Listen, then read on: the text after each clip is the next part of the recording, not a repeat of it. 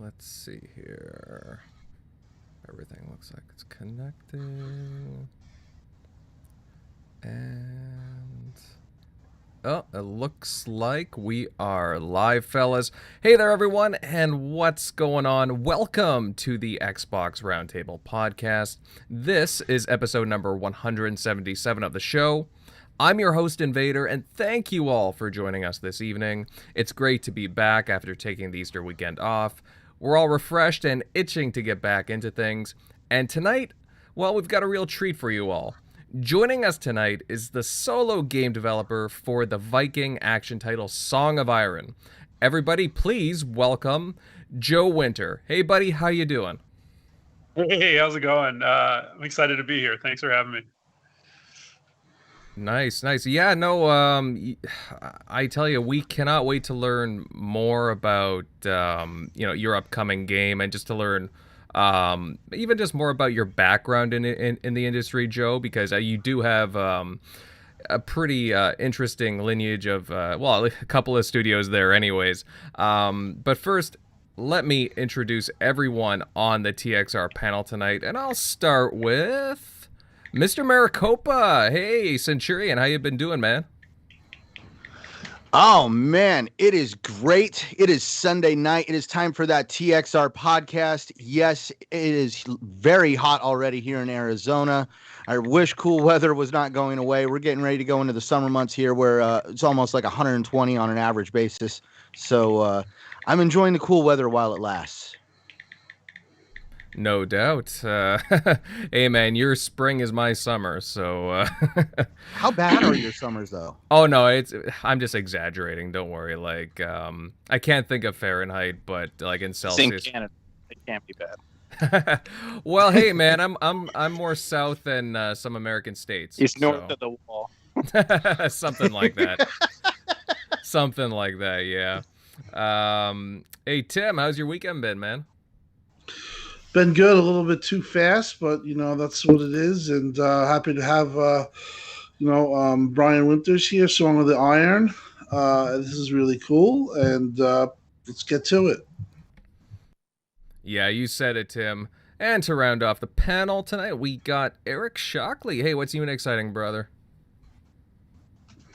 I finally got my Xbox back from being worked on, so that was nice. It only took them 2 days to ship it to me. That was pretty quick. So I came from like Texas to Indy, so I was surprised it came back that quick. But yeah, glad to have that back because now I can no longer, or I can stop, playing Outriders on Xbox One X. Because man, when you go from that to Series X, it feels like a completely different game. Especially, it's a noticeable jump, obviously going from 30 to 60, and the game just looks like way more polished. So that was just like, wow, this looks way better. It loads in way quicker with that SSD. So it was just like, I forgot how bad or how slow things were back on the old hardware. So that was kind of a rough week, just waiting to get that back. But yeah, just been jumping back into Outriders and downloading trying to jump into Evil Within. I missed that back in the day when I bought it and I never played it. And then, so now it's back on Game Pass. So I'm ready to maybe start that next week. All right. Yeah, actually, funny enough, I bought that when it was on sale back in December, so it was really cheap. So, I mean, it's good that it's in Game Pass, but I got all the DLC for it. It's in my backlog. But, hey, guys, before we begin here, just a little bit of a shameless plug. If you're looking for, you can find us on a variety of different audio platforms, such as iHeartRadio, Spotify, and Apple Podcasts, and a whole slew of others. Just give us a look, and hey, if you want your TXR fix on the show, just search the magic 3 letters TXR.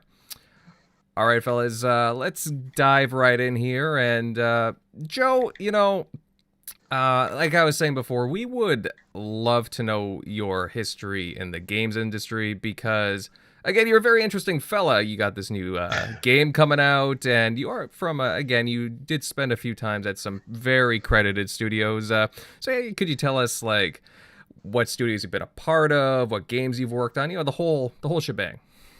Yeah, sure. I've been doing animation and games for just about 15 years now, I think. So It feels like I just started, but it's been quite a while. I started my first job was at a place called Play Mechanics, where they worked on they made Big Buck Hunter, the like bar arcade game. If anybody's familiar with that, where you actually like quarters for the shotgun and you're just shooting deer for a whole bunch of it. So I worked on like the HD version of that. That's where I cut my teeth in the industry, if you will, and. And then from there, I went to Cryptic Studios, which is an MMO house. I worked on Champions Online, Neverwinter Online, which is sort of the bigger one I worked on while I was there. I think I was there for 7 years or so. That was a really cool studio. It was a great studio to like really kind of hone skills at and stuff, because it's a lot of moving really fast to produce tons of content for MMOs, because players just eat through that stuff. And then from Cryptic, I went to 343. Started as just a contractor, and then I went full time pretty quick after that. I worked on Halo 5. My main thing I did on Halo 5 was a lot of the Warden animation, and a ton of the assassinations. I think I did almost maybe a third of them or something for the NP stuff. Those are really fun. Those are like the gem of the animator department, to get to work on the assassinations. So I was really happy to do a lot of that. And then the last 4 years or so was Halo Infinite, which I obviously can't talk too much about since that's not out yet. But it was a lot of fun. It was a lot of fun working on that. And I will always think of that team, the animation team, as sort of like the best group of guys I've worked with. But then just this December, I left 343 to go full time on Song of Iron. I'd been working on it for like a year and a half up before that, but it had picked up enough steam and there was enough going on that I really wanted to give it the whole shot, And so 3 months into solo indie development now, and it's been a blast. Yeah, no doubt. Like that's pretty crazy there. I actually just like to lead into that. Since Song of Iron, it's a Viking theme game, and has the vision of the game always been the same from since you first like prototyped this, started out, envisioned it? Like, was it originally a Viking theme, or has it changed a lot?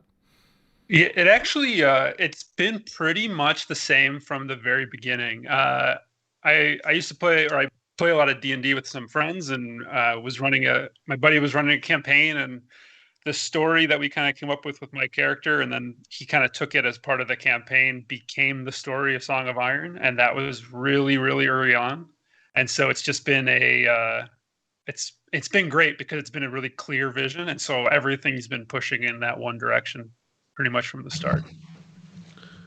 Now, you say that this is a solo. Are you the only person working on the game, or how many people are working on the game, if not just you? So it started solo, and for the most part, it is still solo. I do have audio help. I have a composer writing an original soundtrack for me, and a group of sound design guys that are going to help me with the sound. Audio is by far my weakest thing. Mm-hmm. I can't fake it even, which I'm doing with some stuff that I'm okay at here. But I knew that that had to be someone else. But other than that, I'm doing the coding, the art, and all that kind of stuff. Yeah. That's pretty impressive. I mean, to take something on like this, did you ever think it was too daunting, or was there ever a point where you considered that maybe you were a bit over your head, or are you kind of just now in that position where you can see light at the end of the tunnel? Because, like I said, doing it alone and with a little bit of help it's been done by a few developers. Falconeer, I believe, did it. Yeah. Cuphead, I think there was the two brothers, but then they branched out. But like, was there ever a time where you kind of were like, wow, this is maybe a little bit too much, or is it kind of what you expected? It's a little bit of both. I think, I definitely, with the experience leading up to it, kind of have been much better at understanding kind of what a scope or how to manage a scope and stuff. And so I've always been pretty clean on that. I actually, just before Song of Iron started, I had been trying to make a more like the shooter open world thing, and that one I really realized pretty early, like I've got no chance. It's like way too big. And so when I kind of restarted and was working on Song of Iron, I set a bunch of pretty hard limits on myself that would help me keep it under control. And I've been able to hang on to those rules, and it really helped me manage it. There's definitely, I have my every couple weeks I'll have like a night where I just like stare at the ceiling, wondering what the heck I'm doing and like how I'm gonna finish it and all this stuff. But for the most part, I feel pretty good. The scariest stuff is the unknowns, like getting it running on all the systems and dealing with like the legal side of game development, where I've got to copyright stuff and get trademarks and this like contracts and all this. That stuff's scary. Yeah, no doubt. I mean, it's interesting you say that. Like, for example, like I'll just chime in here for a bit. What is this game? Is it like a silent type of game? I know there's a bit of a soundtrack, but is there any like spoken voices or anything like that? There's going to be some sort of fake voiceover, but for the most part, you're going to kind of like a Zelda or something. You'll get like the chirp and then just text. There's very little. I think my script is less than 1,000 words total from start to finish. So it's just a few things to nudge you along. But other than that, it's like grunts and that stuff and music and sound effects. I'm trying to do as much storytelling with the environment as possible. And yeah.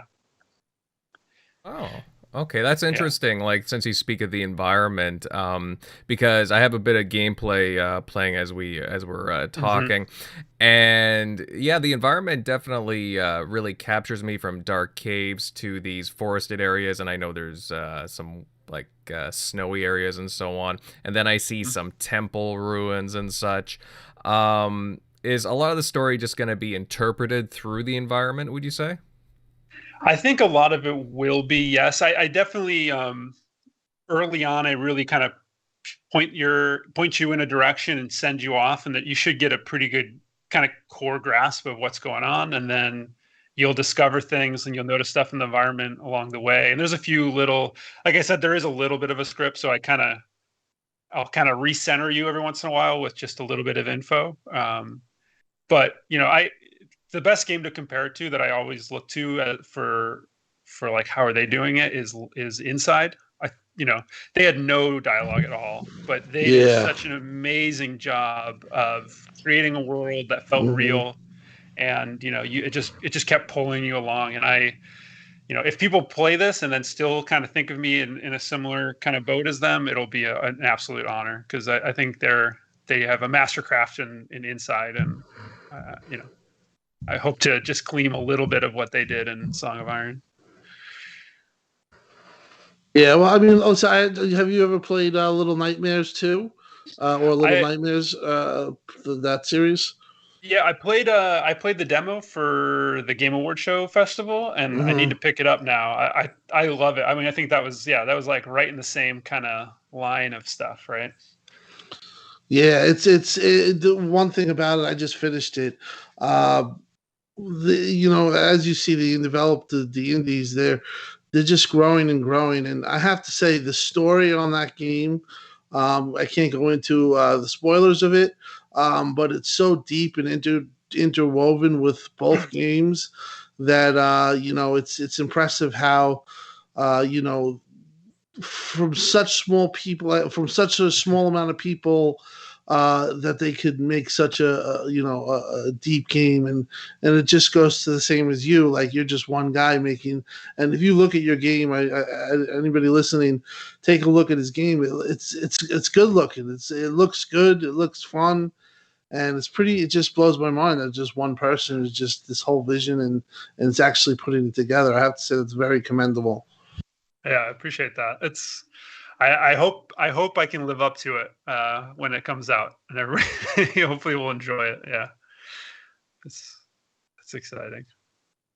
Yeah, and I did have a quick question of on this game. And this was one of the ones. Well, I think all of them were, but that was announced to go into Game Pass day one. No, actually, No. right now I'm not set for Game Pass. Unfortunately, I would love to. So everybody can tweet at Game Pass and let them know. But no, We will. We will. yeah, I mean, I'm all for it. I think that would be awesome. I think Game Pass is an amazing thing. But yeah, right now, no. It'll just be sort of as traditional of a launch as there is. Oh, okay, cool. Yeah. I did have a question. Is this one procedural or? No, didn't it's get yeah. it's all pre-built. Pretty. Okay. I mean, in that same kind of inside and limbo kind of thing. It's a pretty linear. I really have a story I'm trying to tell, and all that stuff. And it's a short game too. I'm hoping, well, for scope, because I'm one person. I'd rather do a couple hours and have them be good than do a much longer game that's okay, and kind of stretch myself. So and then hopefully it just makes it right through people's backlogs and out the other side, because it'll be like, you could play it a night or two. And I know people have so much to do, and hopefully there's an appetite for that. Yeah, it's definitely nice. Like I love games like Ori, but then I'll like sometimes I finished the first one in like a couple sittings, but the second one I think was much longer, and I got to a point where I just hadn't gone back to it. So yeah, it's nice to have like some of these indies that are kind of like short. Yeah. I look to like Inside again, and then Journey. I think they're all kind of in that like 2 hour ish kind of 2 to 3 hours. Yeah. Long movie kind of thing. Turn of the King kind of length, and right. That's what I'm after too. Yeah. So, you talk about how you've worked for big companies like 343. You've obviously been in the corporate world of game development. What made you want to leave the corporate world of game development to single-handedly want to make a game on your own? And then obviously, was this just like an idea that you've always had written down on a napkin somewhere that you just knew you had to do? Or is this something that just kind of over time just kind of flourished from what you were doing in the game industry? It's definitely a little bit of both, honestly. I think if you polled everyone in the industry, if they want to start like make their own game some point, I think you'd have a 70% yes kind of rating. So always thinking about it. I always like to be really involved with the design side of things at the studios I'm at. Even though I'm an animator, I like to understand it, and I'll ask a lot of questions, have a lot of opinions. And so this was also sort of a chance for me to see if the things I thought were true or that I'd learned along the way had any validity. And so it's been a fun sort of like test of my own skill and that sort of stuff, just to work on it. And honestly, it truly started with me just having fun. I've played games forever. Some of that kind of sparkle is gone because I know what happens behind the curtain. And so in a way, my video game is now kind of like video game engines and like messing around and learning them and stuff. And I really can like cool off on it at the end of the day by like messing around in Unreal, which seems sort of silly because it's like work, but I really enjoy it. And that little moment of having fun at night kind of turned into making game, and then it just kind of kept blowing up from there. Now, you say you were basically, from what you've learned and what you've seen in other games, what would you say is a good source of inspiration for you? Every developer, Invader, correct me if I'm wrong, when we interviewed Thomas Muller, he actually said like when he wanted to do Ori, he wanted to bring back Metroidvania type, or am I getting that?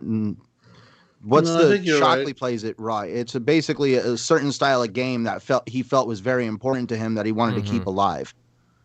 Yeah. Yeah, I think my inspirations are, some of them are pretty like literal to the game I'm making. Some of them are maybe like off a little bit. Like I think of Journey a lot. I think of Shadow of the Colossus a lot when I'm working on this. There aren't Colossus that you're fighting, but I think they were able to do something in that game that was beautiful. It told a story with like Inside with very little dialogue, but the world just invites you in. But also, I look back at stuff like Mega Man X. I talk a lot about being a big inspiration for the game, and it's Mega Man X was fairly linear. The way they did their items, you'd found the helmet, and then that was your helmet for the rest of the game. And there's just some simple stuff that they did really well that I kind of think about a lot when I'm working on it. And then, of course, there's stuff outside of games like Lord of the Rings or just Vikings in general, kind of cool stuff. That's always I'll see some piece of concept art, and I'm like, I wonder if I could do something cool like that and like make it a gameplay moment. And then, so it really comes from all over the place. But Ghouls and Ghosts, I think it's called. It's like from Super Nintendo, like Yes, I way back. remember Like that game. Yeah, like I think of that sometimes, even though I could.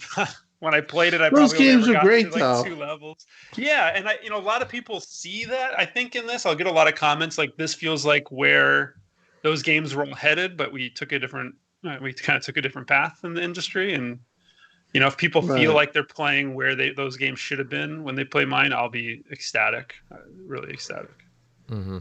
Well, I mean, that's a nice compliment too, right? So. Oh yeah, absolutely. So I'm kind of curious, because I've seen obviously the decision to go with Xbox, and there's I guess I would say that there is exclusivity there on the Xbox platforms and Steam. What made you go with Xbox?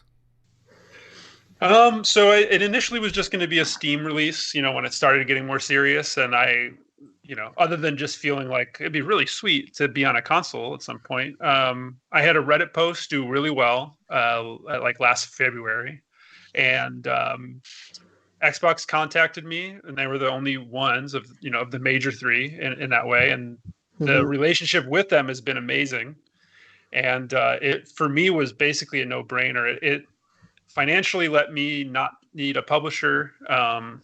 And then I think, just being on Xbox alone is going to be awesome because it's going to, give me a lot more access to people, but I'm been an Xbox person from the beginning. And so it's really exciting for me for that kind of aspect. But their support of indies seems like from the second I started working with them has just been amazing. And like, the show people received differently that they just put out, but they've got so many games and they're pushing so hard to get new developers into the ecosystem and stuff, and it's just awesome. I mean, they really just want the game to do well.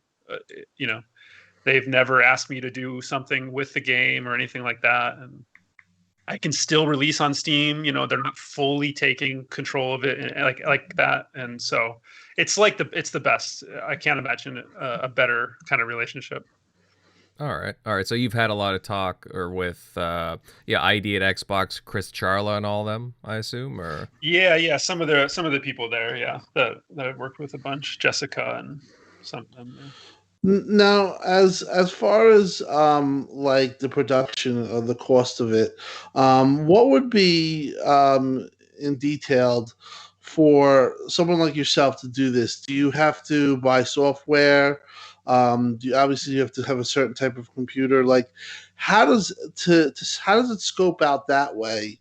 Is it possible for, obviously you've had experience and you were part of the business, but like for somebody who is in a similar position for you that wants to branch out and possibly make its own game, what could you tell them?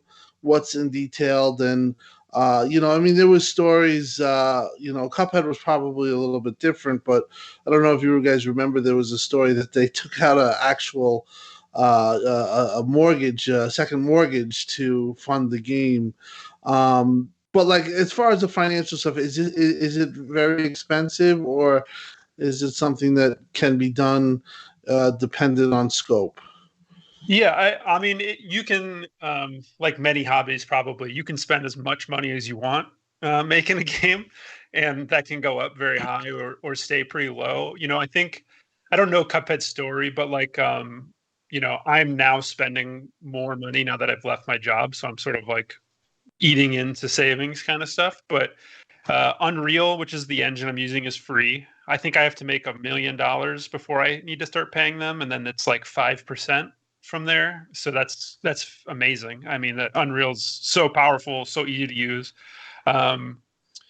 There's a free version of almost any piece of software that you need, so you can work on a pretty major budget. And those softwares are really good. I'm used to some that I have to pay for because I've been doing it with them for forever, basically, as far as I'm concerned. And so I pay for Maya, and I pay for a few others like Photoshop and stuff. But they feel really expensive. Maya's like $1,500 a year or something, but Right. realistically, I put tons and tons of hours into using it, and so it's sort of software wise, it's like the most expensive. And then because the game is doing well, and I decided to go with like a composer and stuff, that does cost some more money. Obviously, that's like that area of stuff is where I'm spending the most money on the game.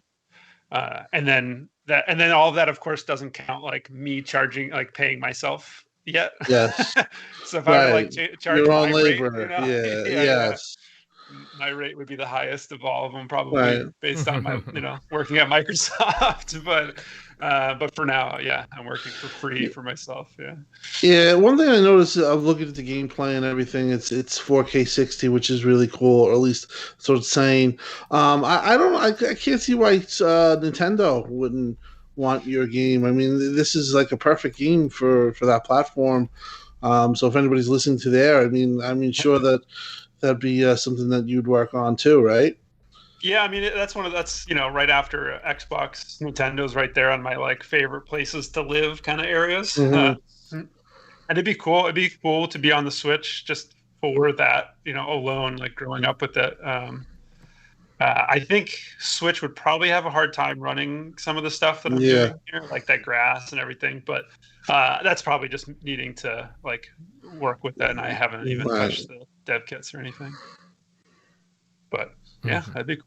But for now, it's it's Xbox land. And did you receive a dev kit from them, or did you use your own, or how did that work? Well, you did it on PC, right?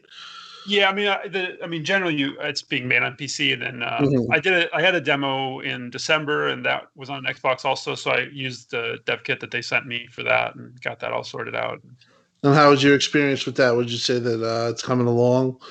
Or was it good? Was the tools good and stuff like that? The functionality of it all. Yeah, I think it all was really clean for me. I mean, honestly, I give most of the credit to Unreal for making a system that just already is set up to kind of be on all of them, and that makes it really easy. And then because I'm not doing any multiplayer or any online elements, that also really kind of lightens the load for me as far as all that kind of crazy stuff can get pretty wild. But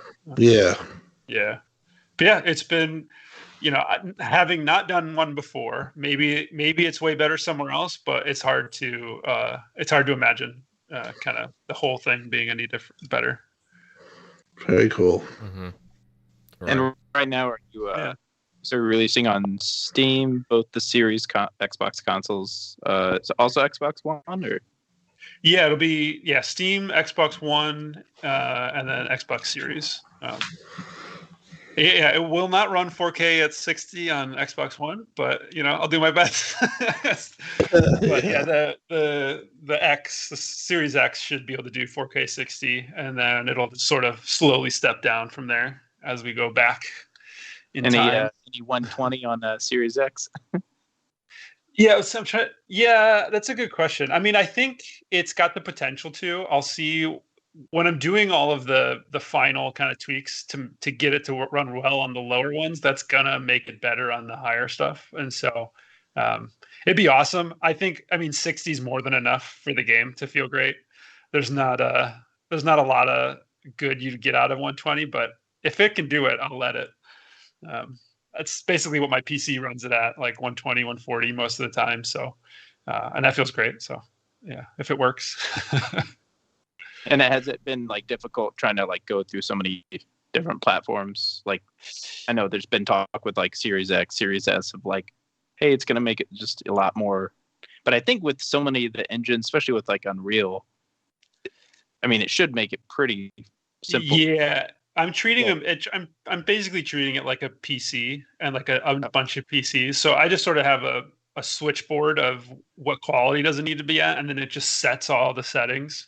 It'll detect which kit you've got, and it'll just set all the settings for you to be as optimal as possible. So from that perspective, it's crazy easy. Yeah. Which is exciting. And it's releasing. Otherwise, it'd be crazy. Yeah. Mm-hmm. Sorry. Oh, does it have an exact? I saw it was releasing in the spring. Does it have like an exact release date yet? Oh, gotcha. No, it's probably slipped more towards summer. Okay. I've been trying not to say exact days for that exact reason. I'm actually getting more and more confident in the sort of day that I have kind of set aside. But the last thing I want to do is say it and then have to push it back like 2 weeks because I got a cold and couldn't work for a couple days, which, puts development at 0% for a few days. And so I just want to get as close as possible before I put it out. That seems like the perfect. Not too much longer. Seems like this spring is going to be super busy with I think Resident Evil and a few other big hitters are coming out. So summer's perfect time for this game, probably. Yeah, I think so too. It'll work out. Everything will dry up and everybody will be waiting for fall, and I'll hopefully sweep right into some dead zone. And that's where Ori found a lot of people, and like a lot of my friends that I got like, hey, you need to try this game. There was nothing to play. We were still waiting for, I think, Taken King for Destiny expansion to come out, and I think it was a perfect time for it, and people found that game. So I think this will kind of fit right in that mode. Yeah, that's good to hear. I like it. Yeah, no, absolutely. Centurion, what else would you like to ask Joe? Oh, I was listening to like how basically, how hard he works to get this game out. I'm more, let's ask the question, what would you say was probably the biggest trial or tribulation you had in creating this game? What did you fight tooth and nail to make sure it made it into the game, or something that sadly ultimately maybe had to be sacrificed just to get the game to where it is today? Yeah, it's always a tough one. I think the biggest system that took me like the longest to figure out was and it's not even that interesting really, is the climbing, which you don't do a ton of, but you do some of. But it's so complicated, and you can get into it and out of climbing in so many different situations that it's like by line of code, it's probably 4 or 5 times bigger than any other system in the game. Wow. And I'm probably doing something terribly wrong because I'm not an engineer, and so it's sort of like a lot of trial by fire, if you will. But but I love that. I love learning that kind of stuff, and like, how do you do this weird thing? And like, the character technically is swimming, so that they can float, they can move up and down. It's like all this bizarre stuff, Crazy. But it works really well. And after the demo, I got a ton of feedback about climbing, and so I went back and did a ton of work on it. And so I'm really happy where it's at now. And it's always going to be this weird little system that you need to have. You don't necessarily want to put a bunch of time in, but it's complicated, and so it ends up being this big struggle. Luckily, with combat, where you maybe think that'd be the bigger thing, it's been pretty simple. I think because my animation background, just sort of, I understand that as a concept better, and I can lean on my animation skill pretty heavily with combat by just animating really clean attacks and clean reactions and stuff, and I feel really confident in that space. So it probably otherwise would have been the more challenging, but it just felt pretty natural to go through. And then really, outside of the development, the beast is all the other stuff. That's the stuff that I don't know anything about, right? Getting contracts and all that, like I was kind of saying before, like that's the true fear. You're a lawyer, right? Or something. Yeah. I had to hire a lawyer. I got a tax guy now. I got all this stuff, and I'm like, please don't let me do something. Don't let me do something stupid. Save me from myself. What would you say that your ultimate goal? What is your end vision, as far as your career? What would you really like? Let's say if you could write the script and the trajectory of where you are now to where you're going to end up. Where do you ultimately want to go? Yeah, I think, I really like being small, but I think it'd be nice to have maybe 1 or 2 people with me. I can only like tell my wife and a few of my close friends so much about like what I did today and how much it was cool or not cool, and without them kind of glazing over. And so, if this game goes well, I would love to make this one man studio like a 2 or 3 man studio, Right. first person studio, and this is the first of hopefully 3 games. Like it's Very cool. definitely meant to be A trilogy. more like a trilogy. Yeah. And so That's good. I want to keep going. I think I really like the world. I think there's a lot of cool stuff to go, and I think when people play through it, I hope that they do want more also. Mhm. I mean, that's 2 more games. That's another 4-ish years or so, and that should kind of really set me on my way if that all works out. It'd be really great. Mm-hmm. No, It's absolutely. impressive. Looks really cool with the way you kind of actually, because when you play like Inside or you play like Limbo, some of those games, they'll kind of just be like it's a 2D plane and it's just kind of way out from the screen. But I'm kind of watching some of the woodsy areas, and you kind of have like that grass, kind of gives you like that 3D element where it's like leading all the way up to like the lens. Mm-hmm. So that looks really cool. Kind of brings you a little bit more into the game. The game definitely looks good. Yeah, thanks. Oh yeah. I mean, it's impressive, to be honest, considering it's one person too, and you can see a lot of potential with this game. Like I could see, I know that you can't really give away spoilers, and we don't want that, but I could see like big boss fights and stuff maybe being built into, if it isn't in this, into further iterations. But yeah, I mean, listeners who are listening right now, Song of the Hour, definitely take a look at this game. There's about 4 videos on it, 4K 60 on YouTube right now, 2 weeks ago. Now I have a question. Now you talked about the show. A lot of the people, were you happy with the way that show was ran? A lot of people were upset that it was so spaced out, and they felt like they lost a lot of people because it was so long. But my take was that I think it was. They try to get the developers to tell their story, and obviously that's going to take its time.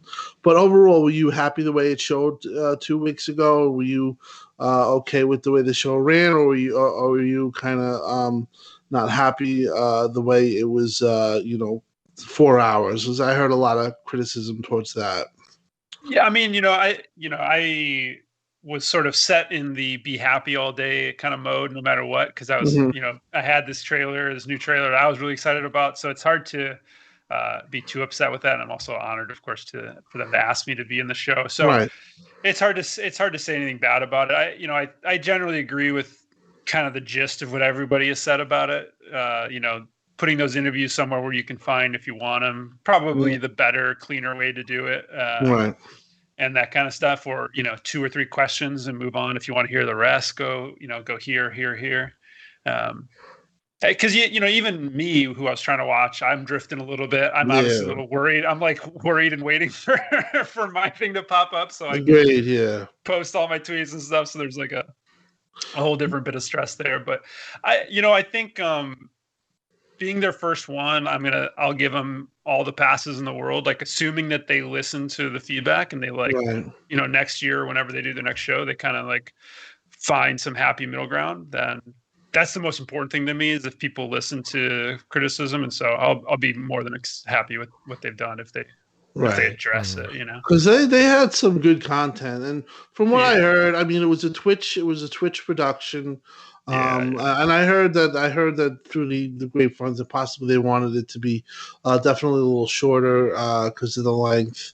But was there anything that also, this is one of my questions too, that caught your eye as far as indie and just the indie scene as we know it right now? How do you feel it's doing, and are you impressed with where it's going, like considering where from the arcade around the 2008s to those times to now? Because it really seems like the indie scene is really about to take a step up.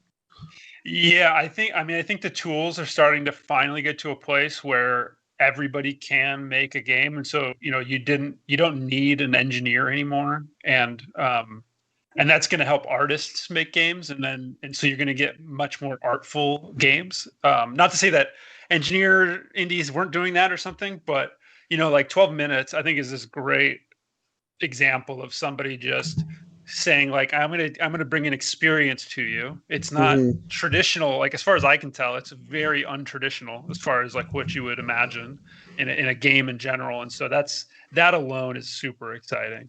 I think there's a few other ones like EXO. I always forget the second half of the name, where the spaceship that's all about like getting momentum. Exomech is the crazy like fighting dinosaur. I know what you're talking about. Yeah, but yeah, it's in ID at Xbox too, and that just looks so like zen. Just like sit down and fly this little ball around some weird planets. I mean, it just looks so cool, but it's so kind of non-standard in a way. And I think the more of that stuff we see, we're going to see that stuff's going to start influencing the big games, and then we're going to see more and more cool stuff coming from AAA because of indie, and it's always been like that. And I just hope it just keeps happening. So yeah, I'm really excited about it. 12 minutes you mentioned, that is definitely something I have my eye on. It looks really good. Yeah, indie gamers got an XO1. That's what it was. Yeah, 12 minutes looks great. Awesome. And like that voice cast, like how the heck did that like work out? That's amazing. Yeah. There's like so many like A-list stars in that now. It's crazy. Yeah, I would love to know the how the conversations went for that one. I just gotta do a little catch up here in the chat. Again, thanks guys for stopping by here. Lots of activity. We got a lot of questions about release date here. I got a lot of people are curious about Song of Iron, Joe. Psychonauts with the $2 super chat. I can't wait to play Song of Iron, Joe. Lots of excitement, in fact. Others Zing Key States, I'll buy it day one just because he's on the show. I'll give it a try. Lots of love. Ooh. Dang. Thank you, everybody. I really appreciate it. Making an impression. Actually, 108 Dragons here had an interesting question. What do you think about the Xbox XSX tools? I don't know if that. Oh, sure. I mean, there's sort of been a lot of like kind of talk about them being like not updated or whatever, right? Or being a little behind. Honestly, like from my perspective, and again, it's not going to be the most exciting answer, but Unreal does so much of the stuff for me, and I'm not super technical. I'm very heavy art side, so I'm not trying to do anything crazy. So it's been an extremely smooth experience for me, and I just think it works great as far as I can tell, but. That's sort of colored in the I have no multiplayer. My most complicated thing is getting a save file onto the cloud. And again, it's like basically done for me. And so I don't have too much great insight there, unfortunately, other than it works great for me. So. Oh, come on. There's no battle royale in this? My first game, that one that I knew I should stop. It definitely did. Good to know. Good to know. Yeah, actually, I stopped myself. Don't worry. Yeah, just to follow up too. Obviously, you're still trying to work out a date here, but you seem to have something in the summer kind of pinpointed. Have you finalized a price at all? Nothing totally official, and I'll be curious what you guys think. Actually, this is the endless battle for the indie. It's like the impossible game. But I'm kind of putting myself in the $20 range. I'm thinking that that's the place to be. I want to price it correctly, but I also can't give it away. And, right. Not that $20 is giving it away, or, it could go lower, but yeah, I'm curious. I think, while it's short, I hope that the time is really high quality is where I'm kind of going. And then I imagine if I get my 3 games out and they're all around that cost, then I've got an 8-hour plus campaign that's $60, and we're in the kind of full spectrum at that point. But interesting. Yeah. And how is the achievements? Do you have achievements built into it? Yeah, there's going to be achievements. I just added a real fun one yesterday that I was excited about. It kind of like came naturally, so I think people will enjoy it a lot. but I want it to be as full-fledged as possible. And there'll be, the classic, you got this far achievement, or you got this many headshots with the bow achievement kind of stuff. And then I'm hiding some stuff along the way too that I think will be fun to find. Stuff that is like referencing movies or, a bunch of stuff like that. That should be. Is there an arrow to the knee achievement?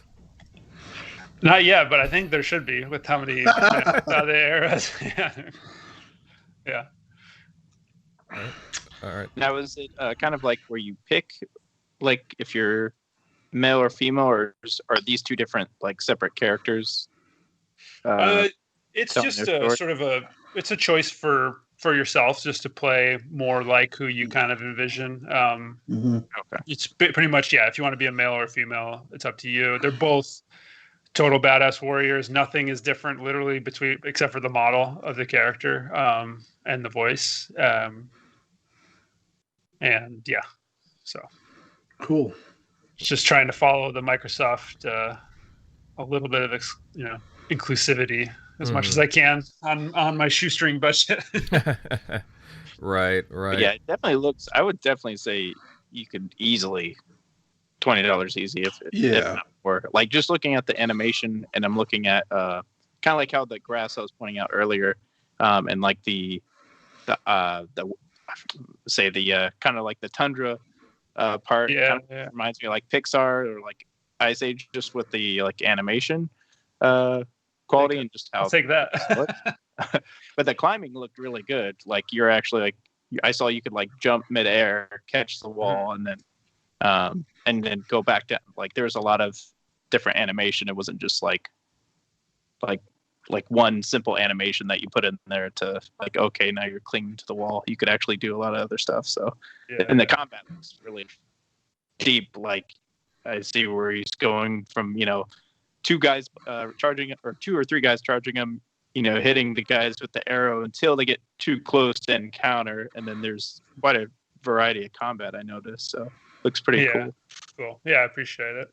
And to your point about the grass and stuff. So all the environments are built as if it was a full 3D game. It just happens to be on the 2D plane, which is what lets me put enemies in the foreground and the background, and then you'll see them in a couple of them. They got like torches and they're like looking out, but they're like closer to the camera. If they see you, they'll run to you and stuff. And it really, I think you kind of said it, but I really want to like kind of invite you in and make you just sort of forget and like really just be immersed in it. And that's like right here, I think it's showing right now, but with the troll by his fire. But hopefully it's just like really immersive. Yeah, I mean, you look at the fire and everything. I'm looking at this right now. It's impressive, man. And I'm not just saying that. You have snow, you have fire with the lightning. It's $20 definitely fair. 100%. And I'm not just saying that. I'm not just saying that. But like, I'll share it on my Twitter. And looks like you do have some type of big bosses or some whatever this ogre guy thing. But yeah, man, this is a game that looks definitely impressive. I saw it. I saw the first one, but I just saw I guess part of the problem was I didn't see all the things through the 4 hours, but I just watched the latest one, the one that's like I said 4K 60, and it's minute and 34 from May 26th. And like I said, man, it's impressive. You definitely did some good work here, and very cool. So thank you very much. I really appreciate it. You're a super nice guy too. So I really no, honestly, you are a nice guy, and you're humble, and you seem like you just really want to do well. So you got my backing. When the game comes out, I'll definitely be pushing your game too. And who knows? Like I said, we might be getting 2 more sequels if everything goes well, right? Yeah, that'd be the hope. I think if it doesn't happen, based on when you guys play, you'll probably be pretty disappointed because you'll be missing out on a whole bunch of stuff. So hopefully, So you have in your head a road plan, or you have a what you want to do further out. Like as far as like when it gets to the third one, you probably have the most ambitious ideas are further yeah, out. yeah, a huge part of kind of to your question earlier is like wanting to make sure I could finish it was I had a story I really liked, and so I just chopped it into 3 pieces right away, knowing that would make it more achievable. So I know pretty much all the way through where it's headed, and obviously more detail in this game, but I'm really excited about it, and I really hope that it all works out so I can tell the whole story, because it's a little different. I think it's different. I think people will like it. Yeah, I don't want to say too much. Yeah, no, don't spoil anything. Now, switching gears. You said you're an Xbox fan overall, or you're an Xbox guy, kind of. Yeah, definitely. I mean, Nintendo's been around forever, so like that's there. But I had the original Xbox. I got it with Halo. So I started right at the beginning with it, and that's been the kit that I've always bought first, and all that kind of stuff. So right, same with me. I remember the first game I played on, or one of the first games was Halo, and I was completely blown away. What is your take overall with Microsoft now? Have you been impressed with the barrage of news that they've been pushing out with Bethesda and everything? I'm sure you remember when there was the no games meme, and to where they are now. How do you feel about where they are and what they're doing? I am so for the direction that they're headed. I think it's just perfect. Phil has done an amazing job changing the direction of kind of the Xbox studio in general, and then I think Satya with Microsoft, just sort of the intent that they've gone for over where things were has changed the mentality of the studios, and I think it's just going to keep getting better and better as we go. The core concept of sort of giving access to games to more people and not worrying about what that means. They've stopped playing the game against Sony, and they've started just trying to give people things that they want, and I think that's the best way for any business to act. Like, competition's good, but like all tide rises all ships or whatever, and so what they're doing for gaming is going to make everything better, and that's just going to inevitably make Microsoft better also. And I couldn't be more happier with the direction they've taken, and for that alone, I'm excited to be kind of part of the family, as it were. Right. And I think it's just gonna keep getting better, I think. So. Same. Yeah. Yeah, I think they're in a kind of a sweet spot of like what they're actually, because I hear about like crunch a lot. I even heard on David Jaffe, who made God of War Metal and Twisted Metal. He had one of the devs from Days Gone, or Sony Ben, that left. And I mentioned something that kind of rubbed me the wrong way, of where he was saying like crunch is like it's a necessity. And I'm like, that's where I get when studios say, hey, like CD Projekt Red, we got to crunch to make the holiday season, otherwise we're gonna miss it and then not make this money. But you kind of you see other studios kind of crunch. I think we heard about it from like The Last of Us, but they released in the spring. After what there's to crunch or meet a deadline for, because there's not a holiday season you're gonna miss. But that's why I think Game Pass is going to be great, because the games are always going to be there. So that barrier of entry of like, hey, you're going to miss. People only have a certain amount of spend for the holidays. So if you miss out, well, they're not going to be probably buying your game in early January. They already spent all that money. But that's where Game Pass, I think, comes in. That barrier to entry. Let me try this game, or, okay, I'll keep that $10, $15 subscription on there, because, your lizard brain kind of kicks in of like, it's not very much. And like, oh, these games are free. But I think it's just going to be making it a lot easier, because then they can tell their devs, and you've kind of seen it, push back Halo. We don't need it for the launch of this console. There's no reason to crunch. Just make sure your game's quality, because as long as it's quality, it's going to make Game Pass even more profitable for us. So I think it's gonna. If anything, that solves the whole crunch thing, because it's the barrier to entry is gone. People are gonna keep subbing. You keep this revenue of profit or revenue of money coming in, and I don't know. Yeah, I think it'll help in some cases. It'll be tough for the biggest games because they'll have they'll always have plans on top of plans on top of plans, and it's hard to move them. Like I think with the Xbox push, we were seeing a lot of the was it Mountain Dew? I forget who, but like with these these keys that were expiring before the game came out, because that whole thing had already started, and then the game got pushed. It was too late to stop it. So it's always gonna be tough for the big games. I don't there's always a way to do it without crunch, and that's always a management thing, generally, needing to plan and properly scope and stuff, and not and then also listening to the team when they say this timeline is irresponsible. You have to change it now. It's 2 years from now, but change it. It's not going to make it. And so that's always going to come into play. But yeah, I would hope that you're right, and that really helps kind of the community in general not need to my take be chained to the desk. I obviously was always tied into that that holiday that holiday entry point where they wanted their games. But I think if you take an example for Cyberpunk, and they were obviously a big part of the crunch, and there was a lot of talk about them. If they had waited, let's say 6 or 8 months, or even did what Halo did, I honestly feel that they would have. They took a big hit with this game, and they would have really fixed all their problems that they're having now. So, I just think that obviously the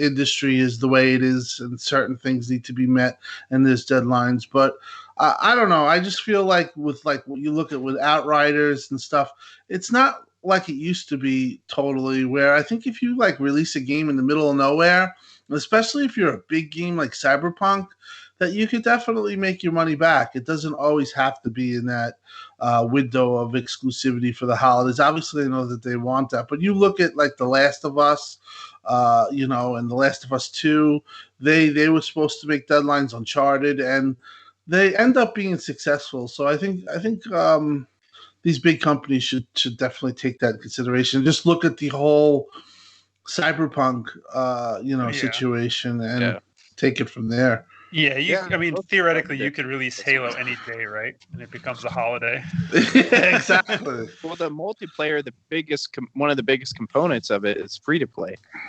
So it's going to be the multiplayer is going to be free anyway. So, right.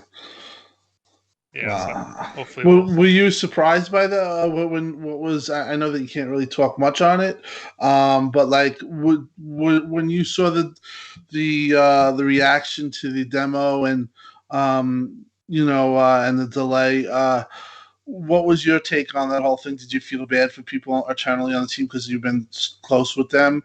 And how was your take on that? If you could speak on any of that.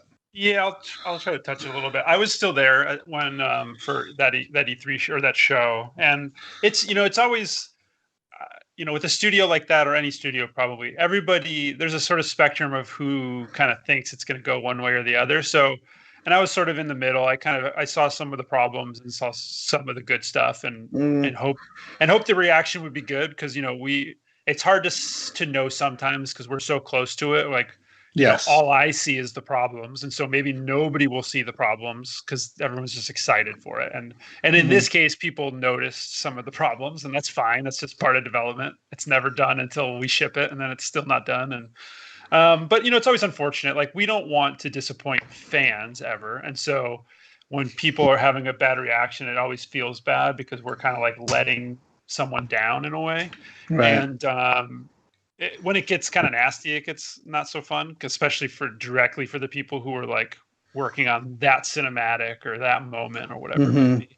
But I'm glad that they made the choice they did. I think they obviously made the right choice to push it back. Right. and it helped to get that feedback because otherwise they wouldn't have, right? They were thinking it was in a state, and the fans told them that they were wrong about that, and then they corrected for it, and that it's hard to beat that. I think it was smart for them also to go the full year.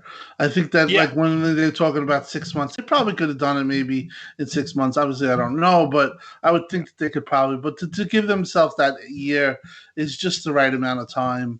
So they can. You don't have to.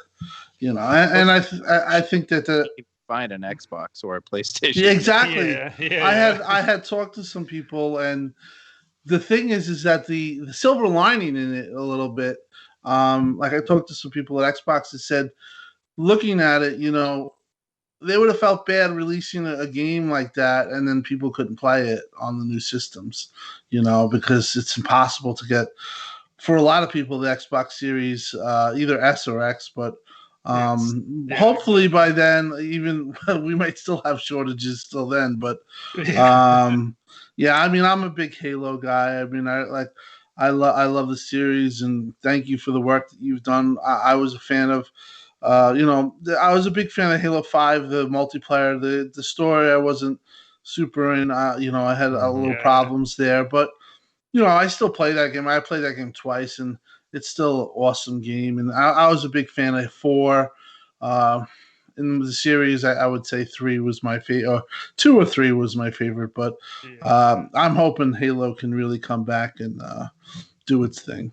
Yeah, the full year is really the right way to go. I think the opposite of that is what CD Projekt Red was doing, and I really feel for those devs because it's so hard to say like, okay, we're going to give you 1 more week, and then at the end of that week say, okay, we're going to give you a couple more days. It's just like you go, okay, I have a week, so I'm going to make these decisions. I'm going to cut these corners to make it, and then they go, just kidding, you have 3 more days, and it's like now it's all broken. Like I already did it the wrong way. I can't go back. It'll cost me twice the time. So they made the absolute right choice to say we got to fix it, take the big chunk of time, and be able to plan. Yeah, it's great. Yeah. Mm-hmm. I still don't think you can buy that game digitally on the PlayStation. You can't buy it on PlayStation right now. Still. Wow, that's crazy. Yeah, it's there. I don't know. It's sad because CD Projekt Red they were like the poster child for independent gamers that were pushing out quality and listening to feedback, and it was just an unfortunate situation, and I think they'll learn from it and they'll come back better. I mean, I haven't touched the game because of the bugs, but I have the game purchased, and I'm going to wait for the enhancement, and hopefully it comes. Whenever it comes, I'll wait for it, but I'm still looking forward to playing it for myself personally. But, that was a crazy situation for sure. Yeah, I want to play it. I was seeing the reports as they were coming in kind of right at launch, and I was like, I'll wait. I've got enough going on. But I'm really looking forward to it otherwise. Right. Yeah. People who've played it, aside from the bugs and stuff that they always bring up, but they say it's awesome. So, I mean, obviously the game, it had its problem, but obviously there's obviously a lot of good to it too. So maybe it can make a comeback when they do the enhancements and they come back with the version, get it back on the store for PlayStation. Yeah. Mm-hmm. Now, Joe, I was curious because we've seen a lot of studios, especially the larger ones, they've been really affected by the pandemic over the past year. Being a solo developer, a one-man studio, if you will, has the current situation affected your game, or like you being able to do what you're doing, whether it be like game development or like any kind of, I know you don't do like the marketing yourself, but like have you been affected in a lot of ways from it? I mean, honestly, and it's kind of weird to say, like, the pandemic situation has probably made the game more realistic to be launched than it would have been otherwise. I think the initial delay of E3 because of it is what allowed me to be in that, even though I was only in like for 5 seconds in the pre-show, in that montage, like that wouldn't have been ready for that otherwise. the work from home when I was at 343 gave me 2 extra hours a day just about to kind of work on Song of Iron. So that really kind of gave me the time in a way. I was bunkered up, so I just worked on the game a ton. And so, yeah, in a weird way, it's been a good thing because, I've got nowhere to go. And so I just sit at my computer most of the time and work on the game. Yeah, but I think games in general have kind of gone. Obviously, it's been talked about a bunch, but like games have just gone crazy during this because people are at home, and so that's gone up and flourished. And I think with that is the interest in what's coming next, and so a large part of that is helps me out obviously, and yeah. But what games have you been playing while you're at home? I haven't played too much of the new stuff. I did put like a good 100 and something hours into Valheim when that came out and was like really going. And then I did every single thing possible in it. And now I'm just waiting for more while I just keep building some castle out on some island. But it's tough because I'm trying not to get involved in anything big except for that when I slid into that on accident. And so I've been playing kind of the old stuff like Rocket League. I play League of Legends still. And some other games that I just kind of can go back to for a quick hour or 20 minutes or something and then get back to work. So I feel like I'm missing out on a lot of good stuff right now. And I'm very excited to get done, like finish with this so I can take like a month off and just purely catch up on stuff. I tried Fallen Order for a little bit and I actually couldn't get into it, unfortunately, but yeah, it's been like all these like old kind of go-tos for me for a while. Now, earlier we were all talking about the industry. You say your game is not appearing in Game Pass, correct? Right now it's not in Game. We have to bug Xbox for that century. Yeah, I know. Well, I guess which is why I guess I'm beating that drum right now for him. My question: what it like being now an actual independent developer, but also working for corporate developers? What is your honest opinion on Game Pass, if you're allowed to give it, as a developer or somebody who worked for a developer? I mean, everybody has an opinion on Game Pass. I'm always curious to hear people who actually, have a potential of putting a product in Game Pass on what their opinion is on the actual service itself. Yeah, I mean, I think at a surface level, I think it's awesome. It follows exactly what Microsoft's saying it wants to do, which is give access to more gamers, give more games to more gamers, blah, blah, blah. I think from that perspective, it's obviously doing it. I don't have a contract to like look at, so I don't know the benefit directly that it would be for me per se, but everything I've ever read about it or seen is that, while it might seem like you're putting a ceiling on your success because you'll only get whatever that contract is and then you could, all the games are free. But it seems like the reality is that it's a massive marketing push and more people talk about your game and then they'll either go buy it or people who don't have Xbox will go to PC to get it, and so on and so on. And so, I mean, I don't know what happens when the market saturation is like way higher in Game Pass, but from everything I can tell right now, it's only a good thing to be part of it. So this goes with your theory, Tim Dog, that Game Pass actually helps sells games. Well, I mean, yeah, I think for overall, I mean, that's what they say, or it definitely has more eyes on it. People will play it more. Like the way he explained it was exactly what goes on. I mean, for the big titles like let's say Halo, or their titles. I don't know if it would if you could draw a comparison, but they're banking on that service payment of whatever $15 a month. This is a model that they're building, and it just seems to be working right now, and maybe in the future problems will arise, but it's full blast. And you look at Outriders' a success day one, and it was still the top paid, game, and on the storefront was crazy because you figured nobody would be buying the game. But listen, I mean, for me personally, I kind of like to own the game, so I'll either I'll get Gears 5 on a discount, or wait for it to come to gold, or or I bought the show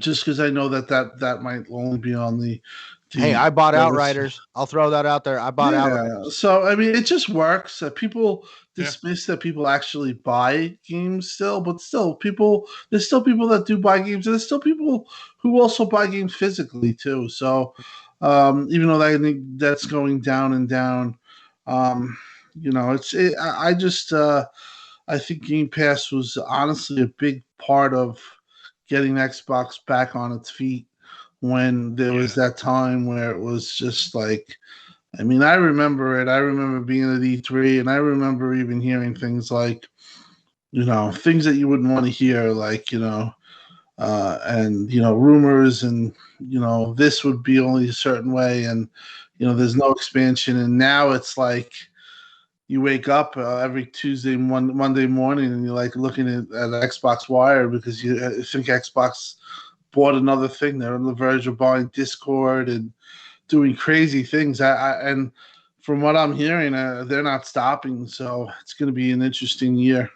Yeah, I think with stuff like Halo and their big titles, they're not going to be looking at them in the same way anymore. They don't care how much Halo sells. They're going to be looking for 4 million more Game Pass subscribers, way more than they're going to care about 5 million, 10 million copies of Halo being sold. So yeah, it's like, it's hard to understand almost, because it's like you have to change your entire mentality of what they want, and how to rate them with their success. It's going to be different. 100%. Yeah, they look at the analytics, they look at the people playing, they look at the uptick in Game Pass subscribers, and I think when Halo comes out, you're going to see a big uptick in Game Pass. Yeah, and it's giving access, with xCloud. It's going to get Game Pass is going to give access to markets that are beyond, True. the consoles and stuff, and yeah. So it's going to be awesome. It's just going to keep getting crazier and crazier, I think, from what we're used to. Yeah, I've always kind of had this at least opinion that I hold on to, that the culture over at Xbox, I feel, is more supportive to independent developers and the creativity that they have. I mean, let's look at Sea of Thieves, Grounded, other games that have just completely, didn't really fit no rhyme or reason to any kind of cookie cutter style game, but they have definitely became their own niche and genres. So what would you feel about the culture of independent game developers at Xbox? Because you even said Xbox reached out to you to put this game on the console. Yeah, I mean, as far as I can tell, and I don't have Sony or Nintendo to compare it to, but I mean, ID at Xbox, just looking at the numbers that they announce, they've done like 2,000 games in the last 5 years or something crazy, and so I mean, that alone tells me that they're interested in it. And then because they're reaching out also, and they're going after games that they think are like going to be interesting and good on the platform, then I mean, that's just great to me. Obviously it's great for me because it worked out in my case, but like as a gamer too, I'm really excited about it, because that's where we're getting 12 minutes, and we're getting some of these other kind of kooky, you'd never really think of this coming to, as a big game, but it's turning into them. And I just hope it keeps opening more doors for more people. But I couldn't be happier about it, honestly. Yeah, totally. Now I'm curious, for obviously you're a one-man crew for the most part. Why the name Escape for your studio name? Sure. So funny story. Escape is going to have to go away. My lawyer found that there is like an Escape studio somewhere in Europe, I think, and so I just filed for my trademark for my new name. Hopefully that makes it through. Escape was, I mean, I'll still explain it. Escape was meant to be kind of like you could kind of take it your own way. Like I wasn't escaping AAA or something. It was sort of more like games are an escape. and you can go there and not worry about your day or whatever. But I loved it. Was such a great name. Without, you just escape and you just kind of take it however you want. But unfortunately had to drop it, and I've got something that's fine, but it's not as I don't like it as much, but it's always going to happen, I think, when you've got to give up something you're already set on. But I guess there's no reason not to say it. The new name is Resting Relic. I imagine the Master Sword like sitting in a field is basically where I came up with that. Hey man, just to put it out there, it has a nice roll off the tongue. I mean, dude. Yeah, cool. I'm glad you guys like it. Yeah, I gotta get it all official and get a logo and stuff together. But yeah, I was like looking at old games, like I need something cool and gamey. Resting Relic. You got to make sure it's not taken either. Yeah, we already filed for trademark on this one, so I played safer this time. Actually, I kind of like it. I was going to come out and say you were inspired by the Master Sword. Try to take it from. Yeah. I looked at Nintendo once, and now everything I've done is owned by Nintendo. Yeah, chat. What do you think about that name, Resting Relic? I kind of like it personally. Yeah, but it's good. It's good to hear. Yeah. Oh no, totally. Centurion, you got any more questions to ask Joe? Well, man, he already told us that he hasn't really been able to play very much. How about when you're done with this game, what is the first game you want to pick up and play? Oh man, that's a good question, actually. Maybe by then Cyberpunk has been fixed. That would be great. I would love that because I really was looking forward to it. There was that, I'm going to totally butcher I forget the name. It was some ninja game where you're parkouring all crazy through some cyber city. Ghost Runner? Ghost Runner, yeah. I really want to check that out. I've heard such good things. Dude, that game's fun. Play that game on a sound system. There's some really good dubstep in the background. Awesome. Yeah, that one, really caught my eye, so I'm really excited to check that one out. Other than that, that's a good question. Like I haven't even been keeping up. It's sort of becoming more and more of a dark tunnel in my room trying to get to the end. And it's going to be great to see what's out there. Honestly, I want to play Falconeer too. To support if I bought it already when it launched, to support another solo indie dev like myself. But I think it looks really fun. Well, in that case, that game didn't come out on Game Pass at launch, but then a few months later it came out, I believe, on Game Pass. So. Yeah, it came out a couple months later. All right. Yeah. I'm very curious. This probably be my last question. In the game, do we get to drink any mead? Right now I don't, but it feels like something that should be done. Maybe that'll be one of the hidden achievements or something. We can find you find the mead. Well, thinking Vikings, whatever, beer, mead, whatever it may be, they were pretty heavy drinkers from what I was to understand. Yeah, I'm sure I could get a horned goblet in here somewhere. All right, sounds good, Joe. Well, I think on that note, we don't want to tire you out too much, Joe, but I think on that note, we'll start to close off tonight's show. And you know what? I gotta say, we've had a lot of fun talking with you, Joe. It's been very insightful and it's a very interesting look at an upcoming Xbox game very, very soon from the sounds of it. And I gotta say also to everyone that tuned in tonight, thank you for stopping by and joining in the chat. You've all been very lively. If you haven't done so already, then hey, consider dropping a like and sharing this episode out all over social media. Again, we got all kinds of people here in the chat very excited over your new game, Joe. It's we got a dedicated base here. Again, Joe, we really do appreciate you taking the time to come and chat with us. We're all looking forward to the release of Song of Iron, hopefully sometime this summer.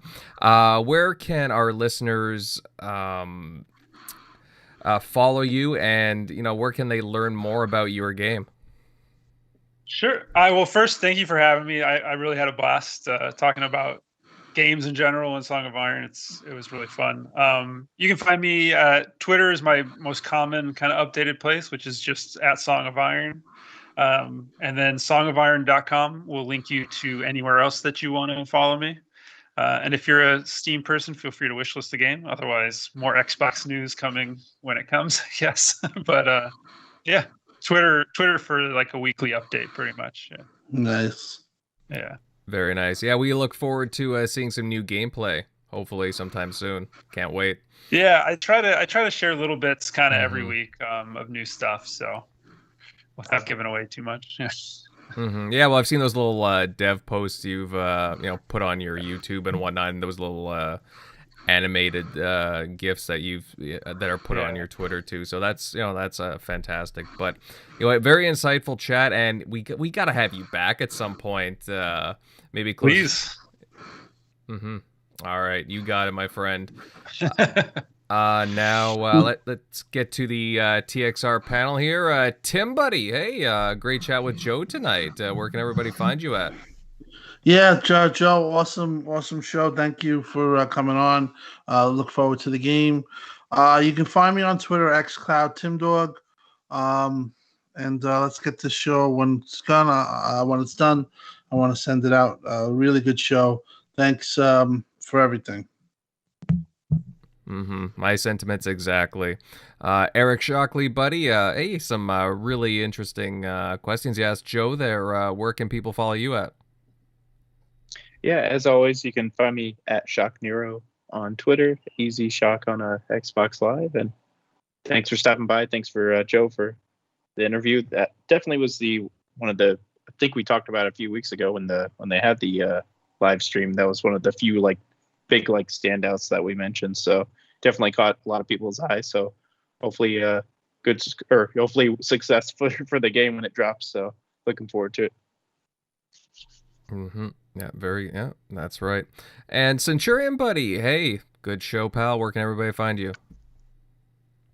Yes, absolutely. It was an awesome show. Thank you to our guests for joining us. It was really enjoyable to get to know you, the game you're working on, the games you love to play. Thank you to everybody in the chat for joining us. For those interested in following me, you can find me at Centurion1307 on YouTube, Xbox, Twitter. You could also find me right here every Sunday night on the TXR Podcast, and you can also find me every Saturday night on the Shop Podcast. Good stuff. And to round this sucker out, I'm Invader, and you guys can find me on my YouTube channel at Invader Gaming. I'm also on a variety of different tech platforms such as Minds, so you can check me out there. Fellas, great show tonight, and we're already looking forward to next Sunday. Have a good night, everyone, and take care, Joe. Thank you again for joining us. Thanks for having me. Yeah. See ya.